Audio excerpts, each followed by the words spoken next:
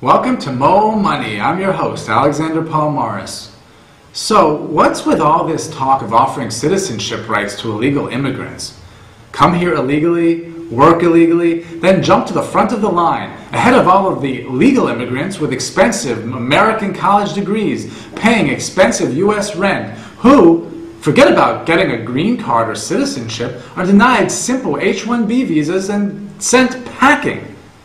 They say this country was built on immigrants, and that's certainly true. But our forefathers originally came here for quite different reasons, and they certainly did not come here to stage protests and make demands. Now, this generation of illegal immigrants are all rallying for a shot at citizenship, which would of course place us with the burden of guaranteeing their unalienable rights. Already, how many illegal immigrants come here just to give birth to a child who can then become an American and get all of America's benefits? How about changing that law? Don't we already have a hard enough time taking care of our own?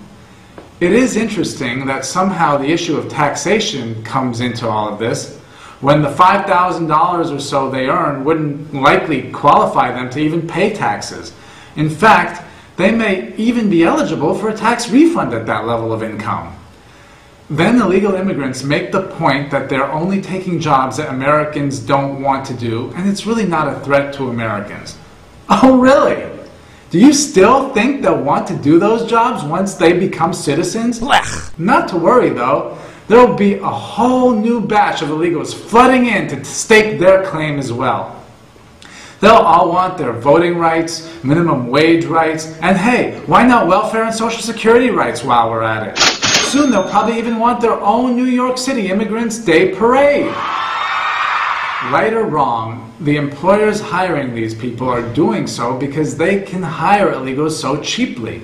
Not so much because Americans are unwilling to do those jobs. In fact, many of these businesses likely would have to close their doors if they were forced to pay better wages to citizens. Ouch! Which goes on to the next point. Offer a good enough wage for the job and someone, yes, even an American, will likely show up. Note to Senator John McCain, I think I'd also pick lettuce for $50 an hour if I were offered the opportunity. Does that come with a lunch break so I can place a few trades in between? As always, it really does boil down to money. And until we see other countries fully opening up their job markets, perhaps we should focus on other issues, such as allowing a legal foreigner who's spent $100,000 or more in U.S. college tuition and rent at least a fair shake at an American job. At least we know these people won't likely end up burdening the system in any way, and they may actually return some real tax dollars for the effort.